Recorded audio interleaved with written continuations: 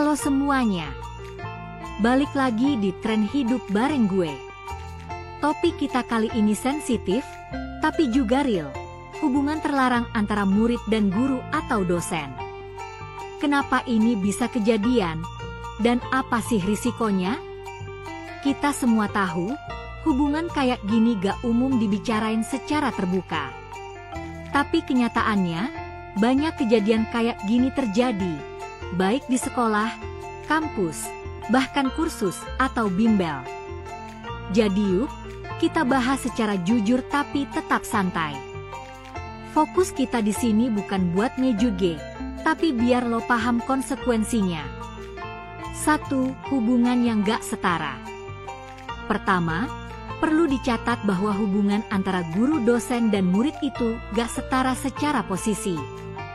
Guru punya otoritas, kekuasaan, dan pengaruh langsung ke murid, nilai, penilaian, rekomendasi, bahkan lulus atau enggaknya seseorang.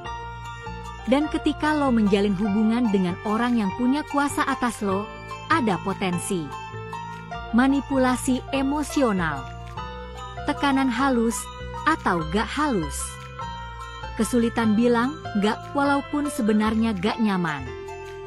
Jadi, meskipun kelihatannya suka sama suka, bisa jadi itu gak benar-benar seimbang secara psikologis. 2. Risiko etika dan profesi. Buat guru atau dosen, hubungan kayak gini bisa jadi pelanggaran etika profesi. Banyak institusi pendidikan punya aturan tegas soal hubungan personal dengan murid.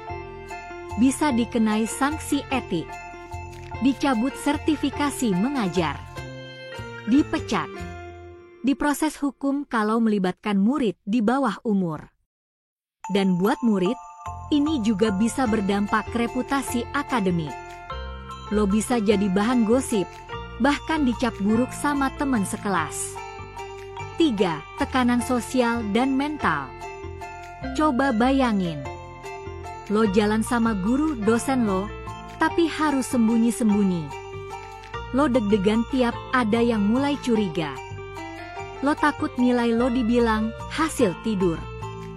Lo diomongin belakang sama temen lo sendiri. Hubungan yang sehat tuh bikin lo ngerasa bebas, bukan penuh tekanan. Tapi hubungan kayak gini malah sering bikin mental makin drop.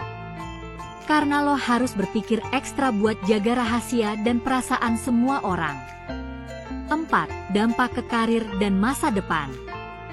Buat murid, keterlibatan kayak gini bisa menghambat masa depan. Dosen lo bisa diganti, dan lo kehilangan backing. Reputasi lo bisa bikin susah diterima di organisasi atau kerja. Teman seangkatan bisa ngejauh. Buat guru atau dosen, apalagi yang udah berkarir lama, nama baik bisa hancur seketika. Susah dapat kerja di institusi lain, diprotes wali murid atau rekan kerja. Jadi, ini bukan soal cinta doang, tapi udah masuk ke wilayah profesionalisme dan masa depan. 5. Lingkungan sekitar juga jadi korban. Lo pikir hubungan lo cuma antara lo dan dia?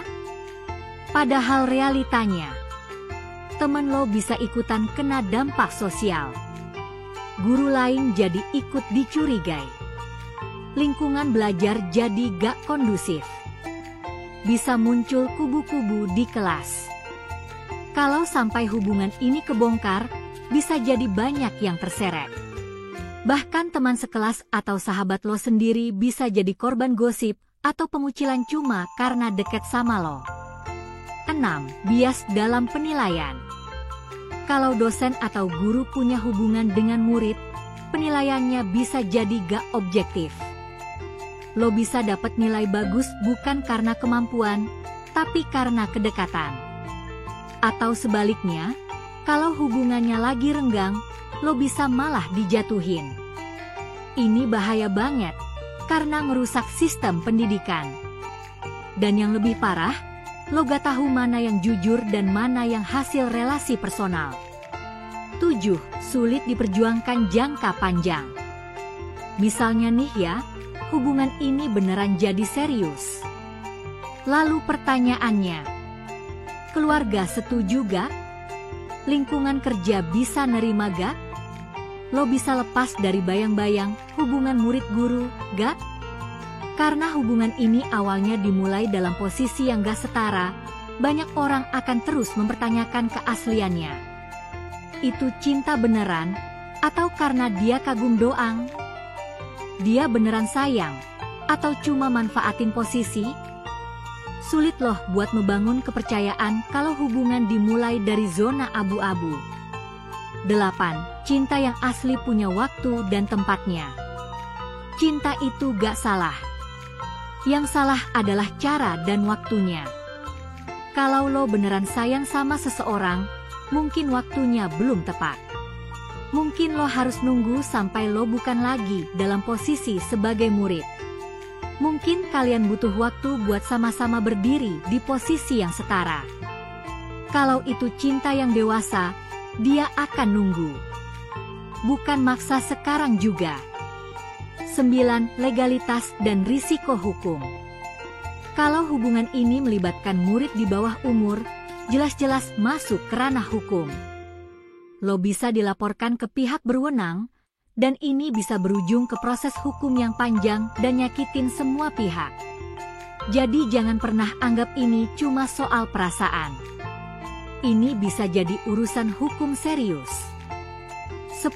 Belajar membedakan kekaguman dan cinta.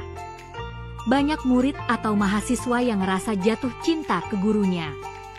Tapi kadang itu bukan cinta, itu cuma kekaguman. Lo kagum sama cara dia ngomong, penampilannya, wawasannya. Tapi bukan berarti harus dijadikan hubungan romantis. Dan buat guru atau dosen, penting banget buat bisa ngerti bahwa kekaguman dari murid bukanlah sinyal buat dibalesin secara personal. Penutup. Hubungan antara murid dan guru dosen bisa jadi terlihat romantis atau seru, tapi kenyataannya penuh risiko dan komplikasi. Lo gak cuma mempertaruhkan perasaan, tapi juga masa depan, reputasi, dan lingkungan sekitar. Kalau lo lagi dalam situasi kayak gini, mending tarik napas, ambil waktu, dan pikirin baik-baik. Apakah ini cinta yang sehat dan bertanggung jawab? Atau cuma impuls sesaat yang berisiko panjang? Kang Yu udah dengerin sampai habis. Kalau lo punya pengalaman atau pandangan soal topik ini, boleh banget sharing di kolom komentar, kita ngobrol bareng. Sampai ketemu lagi di episode selanjutnya bareng Tren Hidup. Jaga hati, jaga logika, dan jaga masa depan lo.